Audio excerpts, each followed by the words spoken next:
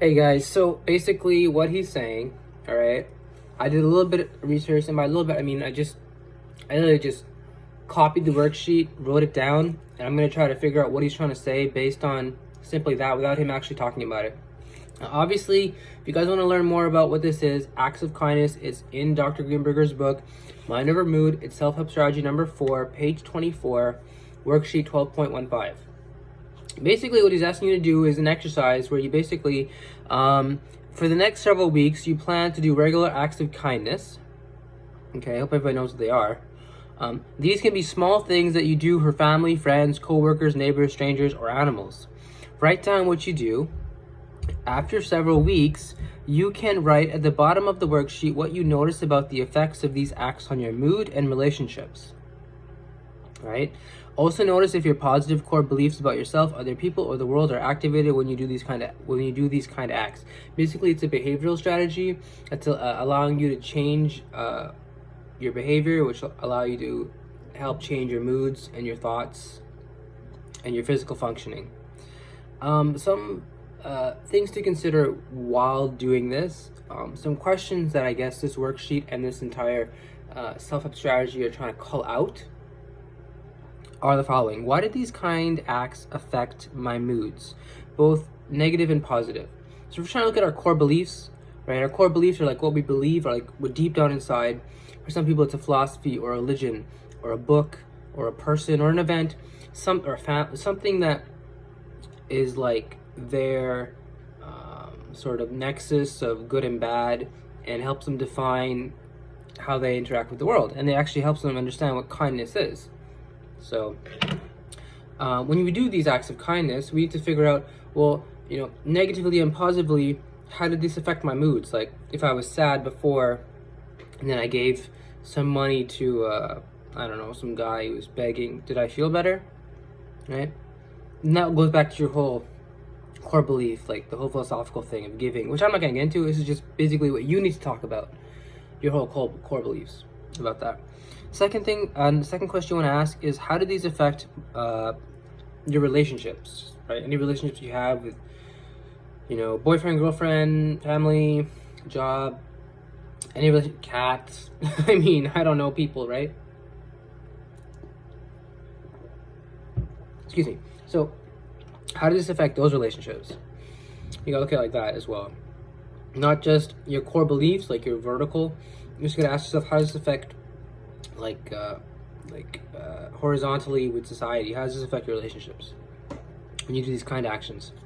And number 3 is, which of my positive core beliefs were active? Self, other, people in the world. So like example, you gotta ask yourself, in this example, if I gave to I was depressed and walking down the street, and I see a beggar and I give him a couple dollars, are any of my positive core beliefs active? For example, about myself or other people of the world. I mean, if I did that, I would think at least some of my positive core beliefs are active about the world, that I believe that the world is a world where we're supposed to know God, and therefore charity is one of the best ways of knowing God, right? About myself, that people, like I personally believe, if it feels good to give, and then I think it actually kind of makes you feel good. Some people say that's kind of like narcissistic, or it's kind of like not really true. People only give because of that feeling, or to be seen, or just to be seen. They don't really care. They're only doing it as part of a function of something else, as a means to an end. I don't believe that. These are thoughts you need to call into yourself. So in terms of me actually wanting to do this is definitely something I'm very in the first stages of understanding. First, what I want to do is understand it, and then I want to do it. I would like to think I do these on a regular basis, although he's got like 22. He wrote down a list of 22 that you should do. I don't know if it's a lot. I'm not saying I can't do it. I'm more interested in the questions though, because I don't really know exactly what is positive core belief, what's a negative core belief. I think positive core belief is like the world is a generally good place, or if I give to people, it's good. A negative core belief would be like, no, why would I give to this drunk guy, right? He's just gonna spend it on alcohol. Now you assume they're all the people who are homeless, begging for money, or drug addicts. And so that's what you want to call out, that by your behavior, your thoughts will change, right? by paying this person or walking past him, the point is you need to experience it. When you experience this different situation, it will cause you to choose. Either you're going to do your act of kindness or you're not. And what Greenberger wants to do is do the act of kindness, allow yourself to experience that, and then ask yourself afterwards, who am I? Like, in this grand scheme of society, what am I? Who am I? You know, how do I fit into this? And that's very important, because once people find out where they fit in society, what they mean in life, they'll gain a level of mastery and competency over that, and thus it will lead to positive self-esteem and thus decrease in depression and anxiety. So I don't want to belabor this too much. This video is going to be very, as I said, quick and sweet, since I didn't really eat because I ate earlier. And so let's, without further ado, just end it here. I mean, I really appreciate the video. I mean, I really appreciate anyone still watching these. As I said there again, for, you know, me personally, I'm trying my best right now. I'm actually feeling a high degree of anger because I woke up and then, like, there's people I live upstairs. They're kind of like, you know, just people. And they're always so loud sometimes upstairs. Like, they have a kid who, like, it's kind of related to me. And it's like, I'm trying to make a video right now, trying to have a certain vibe of, like, who I am. And I keep hearing stuff upstairs that's just disturbing me. So at the end of the day, as much as I would like to make this video more, I'm just going to cut it short here. I'm not blaming anybody. It's just, I was going to make it short anyway. And I'm just now expressing my anger. I'm very angry at this, the timing of the situation. I mean, everyone wishes they had their own professional studio and no sort of distractions. Unfortunately, that's the way of the world. You got to live with these from time to time. So I'm not gonna, like, get off the handle or anything. It's just, you know, it's annoying, you know, when you try to have peace and quiet, and it's impossible. I've noticed that. I mean, this is something I've noticed. I'm going completely off topic here. It's something I've noticed, like, when I go to, like my mom's house, right? It's much quieter. I mean, except for the dog. It's much quieter. Like, everyone's very quiet. If they want to talk to somebody, for the most part, like, I don't know. It just seems very quiet. It seems very, like, everyone's just, like, having conversations with each other, and they're talking in their inside voices, right? And this is what I realized. They talk in their inside voices, which is normal. And when I come here, I don't see that as much. I see them talking in, like, these very loud voices, like when they have parties. And I mean, I'm sure when other people have parties too, they talk in loud voices. I mean, I found it to be extra loud, like, compared to, like,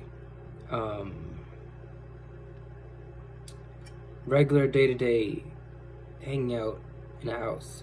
For example, regular day-to-day hanging out in a house at my mom's place would be much quieter than regular day-to-day hanging out at my dad's place.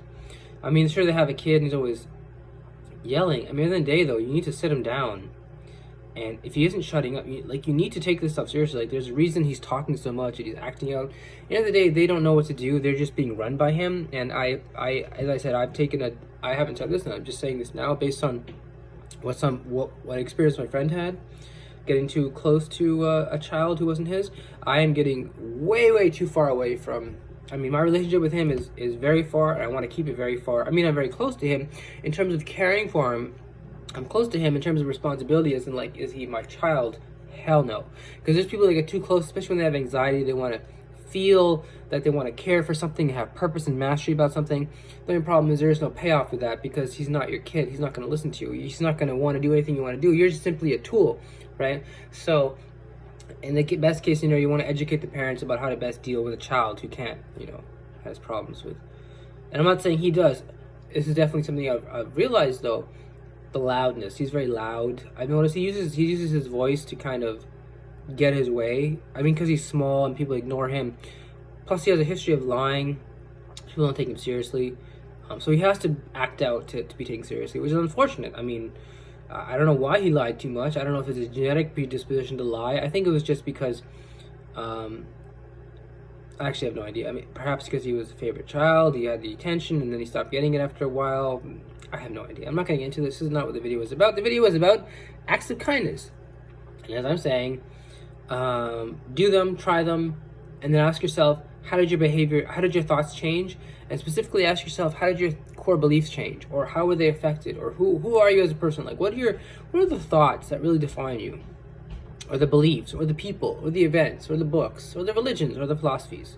That's basically what acts of kindness are trying to cull out. As I said, all these self-help strategies are found in the book Mind Over Mood by Dr. Greenberger, and I highly recommend them. So without further ado, I'm just gonna end it here. And just remember, guys, the anxiety went from a 0, and then it went up to a 1. Took another bite of the food and went down to a 0. And with that being said, let's end it. Remember, guys, stay with it.